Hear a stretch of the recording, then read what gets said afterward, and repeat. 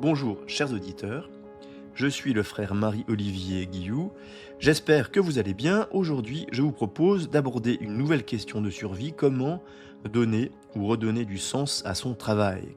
Question de survie, le podcast des moines dominicains qui prend avec vous la vie du bon côté. Chaque semaine, les frères dominicains vous guident pour affronter tous les grands défis de votre vie personnelle, familiale et relationnelle. À partir de vos doutes, de vos questions, nous puisons dans leur expérience et la sagesse monastique des solutions pour vous aider à devenir meilleur pour vous-même et votre entourage.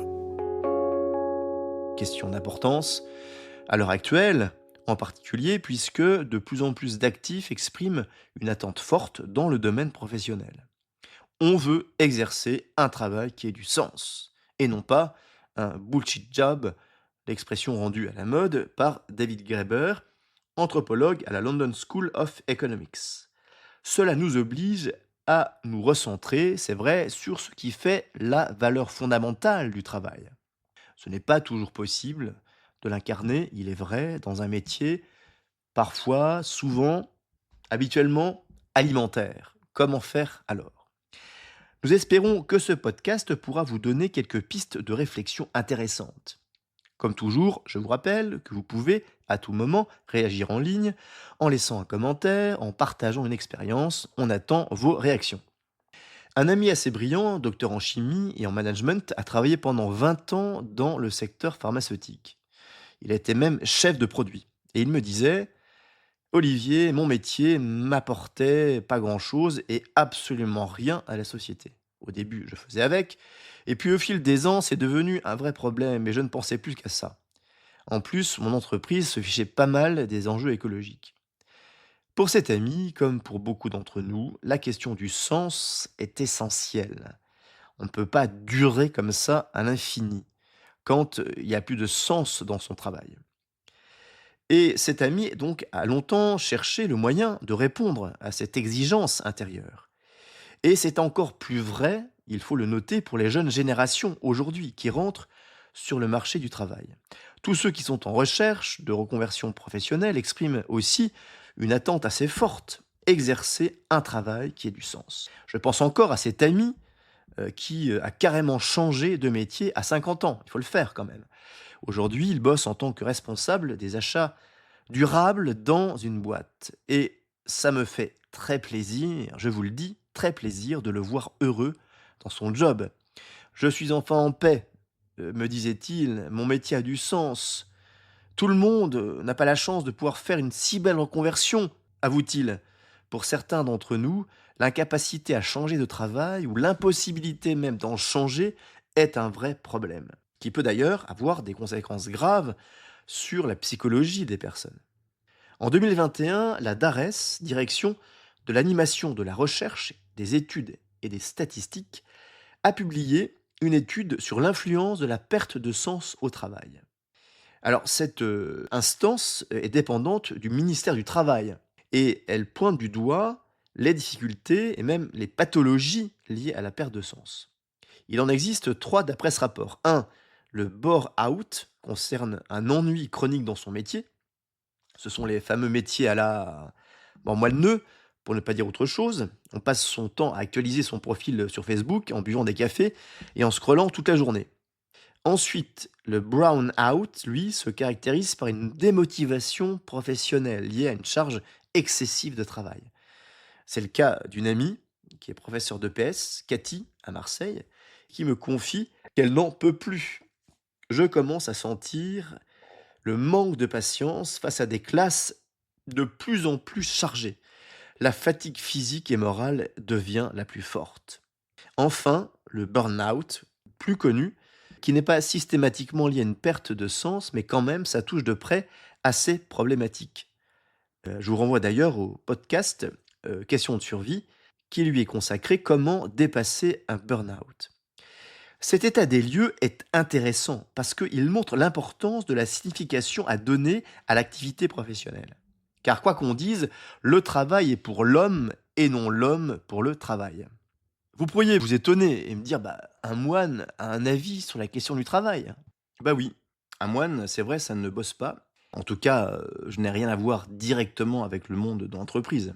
À part les sacristies, les cierges et les encensoirs, je ne connais pas grand-chose à la vie. Eh bien, détrompez-vous. Premièrement parce que, par mes relations d'amitié, je suis en lien avec le monde du travail. Mes amis, les gens que je fréquente, me partagent volontiers ce qu'ils vivent et viennent trouver auprès de moi une oreille, voire des conseils. Et en effet, c'est une deuxième réponse. L'Église catholique aussi a une expertise sur la question du travail. L'Église y a réfléchi, pris conseil, a développé, à la lumière de l'Évangile, un enseignement social. Exemple, la phrase que vous avez peut-être retenue tout à l'heure, le travail est pour l'homme et non l'homme pour le travail, est une citation du catéchisme de l'Église catholique. Et oui, mes amis, ça vous embouche un coin. Enfin, troisième réponse, dans ma vie de prêtre, j'ai quand même eu un travail, un vrai, si je puis dire, en étant pendant 15 ans aumônier de marine nationale. J'ai vécu comme un marin, au milieu des marins, comme une sorte de prêtre ouvrier. Alors, sans prétendre évidemment faire le tour de la question du travail, je peux quand même peut-être apporter quelques éléments de réponse. S'il fallait retenir 3 critères fondamentaux permettant d'apprécier la valeur du travail, qui est le nôtre, quel qu'il soit, que pourrions-nous retenir? Eh bien d'abord, travailler, c'est faire quelque chose. Deuxièmement, travailler, c'est faire quelque chose pour quelqu'un. Troisièmement, c'est faire ensemble quelque chose pour quelqu'un. Ça me semble assez lumineux et je l'emprunte à Jeanne Larguero, qui est philosophe de métier. Ça me semble assez lumineux parce que on voit l'intérêt là de la philosophie, cette science humaine qui donne du sens à la vie. Merci la philosophie d'éclairer cette question. Travailler, c'est faire quelque chose. Travailler, c'est faire quelque chose pour quelqu'un. Travailler, c'est faire ensemble quelque chose pour quelqu'un. Travailler, oui, mais pour faire quoi? Car travailler, c'est faire quelque chose.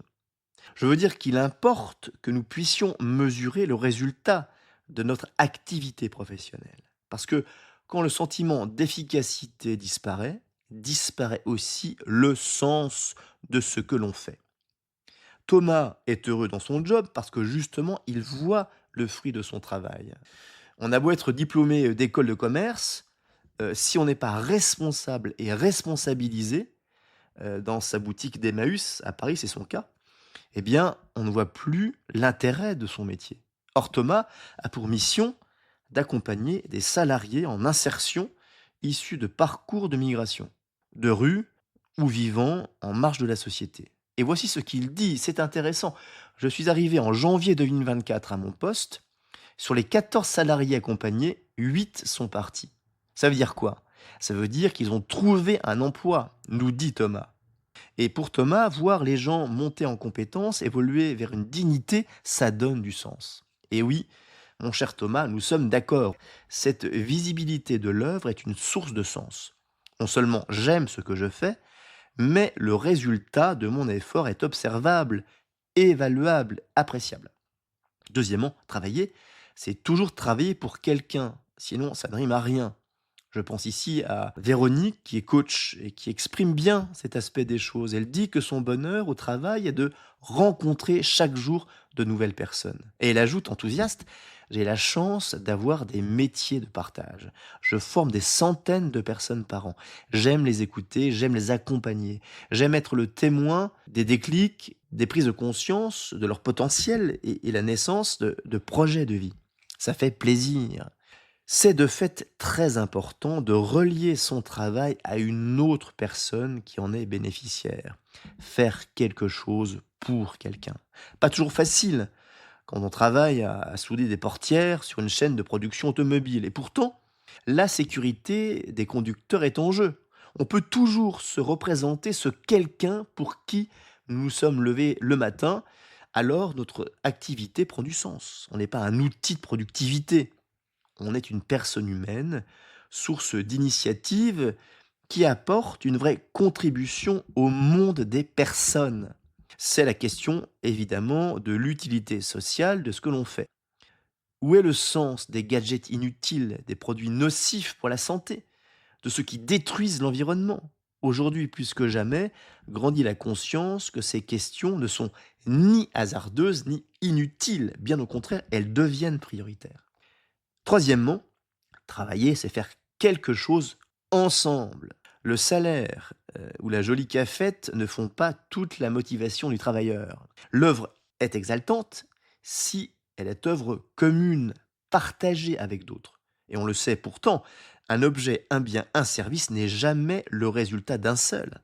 Le travail s'inscrit toujours dans une coopération d'une équipe où chacun doit trouver sa place, prendre conscience de sa place. Marie, que je ne connais pas plus que ça, et qui bosse dans une start-up parisienne, le dit assez bien: mon bonheur au travail est multifactoriel, dit-elle. Mais je pense quand même que si je devais choisir, ce serait une excellente communication entre nous, dans l'équipe, et aussi la valorisation de chacun, des uns par les autres. C'est sûr qu'être reconnu pour ses compétences est ultra motivant dans un métier. Et elle dit: mes boss me font confiance. Et je sens qu'on fait une œuvre commune. C'est sans doute une évidence, mais en anthropologie du travail, la structure humaine est capitale. Elle donne du sens. Et malheureusement, elle peut aussi dégénérer, on le voit, parfois en atmosphère toxique avec du harcèlement et même des abus d'autorité. Des collègues peuvent vite vous empoisonner la vie, un supérieur hiérarchique encore plus. Alors c'est l'atomisation du travail, parce que on ne se sent plus contributeur d'une cause commune. La chaîne de confiance est rompue. Et sans doute vous-même, malheureusement, vous pourriez nous en dire plus. On serait d'ailleurs heureux d'avoir votre commentaire en ligne à ce propos. Trop de souffrance dans le travail lié à cette perte de sens liée au facteur social, de la cohésion et de la confiance dans l'équipe. Alors tout ça, c'est bien gentil, mon frère moine, me direz-vous, mais concrètement, comment on fait? Si dans mon entreprise ou dans mon travail, je suis malheureux, que je ne trouve plus de sens à ce que je fais, quelle est l'issue concrète? Entrons dans le dur du sujet, mais à la lumière de ce qu'on vient de dire et qui est fondamental. La solution radicale est de se reconvertir professionnellement. Certes, tant qu'on n'a pas trouvé un job qui réponde à ses inclinations profondes, on ne sera jamais totalement heureux. Et les gens qui trouvent du sens à leur métier ont toujours un travail compatible avec leurs valeurs. Ils ont la conviction d'être utiles et de déployer leur potentiel. Si ça n'est pas possible, pour diverses raisons, qui font que je dois persévérer dans mon travail actuel, que faire? Que faire? C'est ça le problème. Alors quelques pistes. Premièrement, on peut jouer un peu sur les deux derniers axes du travail dont on a parlé. Valoriser, si possible au maximum, selon sa marge de manœuvre, l'utilité. On travaille pour quelqu'un. Ou le lien social. On travaille avec d'autres. Ça permet de donner plus de sens à un travail qui de soi n'en a pas. C'est le cas, par exemple, de Marie-Madeleine. Elle travaille comme correctrice d'épreuves dans une maison d'édition. C'est pas le job de ses rêves. Mais, dit-elle, au fil des années, j'ai noué des relations riches et variées avec les journalistes et les auteurs. Et voir aujourd'hui les résultats de ces liens créés, nourrir ces liens, les faire grandir, évoluer, est une vraie satisfaction, nous dit toujours Marie-Madeleine. Ça m'aide à assumer au quotidien un travail qui n'est pas idéal pour moi, c'est vrai. Deuxièmement, se rappeler que le travail n'est qu'une partie de sa vie, une grosse partie peut-être, mais qui s'intègre à une dimension beaucoup plus large. Il n'y a pas que le travail dans la vie, compte aussi la vie familiale, la vie d'amitié, la vie d'amour, sa vie de loisirs et sa vie aussi de vacances. Quand le travail prend une place démesurée, la frustration est d'autant plus grande. Donc essayons de relativiser le bonheur au travail, cherchons à trouver un bon équilibre entre vie privée et vie professionnelle. Enfin, the last but not the least, il y a aussi une dimension spirituelle à faire valoir. Parce que le temps que l'on passe au travail peut être un temps de prière. Comme chrétiens, nous pouvons sanctifier notre travail comme le reste de notre vie. Qu'on travaille dans un bureau ou une cuisine, dans une salle d'opération ou un jardin, ces œuvres peuvent être offertes à Dieu et vécues comme un don. Jean me disait, mon taf est lourd en ce moment, alors je porte ma croix, comme on dit, mais avec Jésus. Et la croix en est plus légère. En partie, je pense, parce que c'est une manière de donner un sens nouveau à mon travail. C'est un peu comme si je réalisais cette parole de l'Évangile, donner ma vie, pour mes amis. Alors c'est admirable, peut-être imitable, à chacun de voir dans son travail. Nous voilà rendus à la fin de ce podcast et j'en appelle donc maintenant à Dieu et j'invoque, sur vos vies, sur vos difficultés au travail, mais vos joies aussi, la bénédiction du Seigneur. Que Dieu vous aide à discerner qui vous êtes vraiment, ce que vous désirez profondément, qu'il vous accorde la grâce de trouver un travail en accord avec votre idéal ou à donner plus de sens à un travail qui n'en a pas ou peu. Je prie vraiment pour vous et je vous remercie de m'avoir écouté jusqu'à la fin. Avant de nous quitter, mes amis, je vous rappelle que vous pouvez réagir en ligne, poser vos questions, témoigner de votre expérience sur la question du travail. C'est intéressant pour tout le monde. À très bientôt sur Question de survie. Si vous avez apprécié cet épisode, partagez-le à un ami. Et pour que les frères dominicains puissent aider davantage d'auditeurs, pensez à laisser 5 étoiles à ce podcast. À bientôt.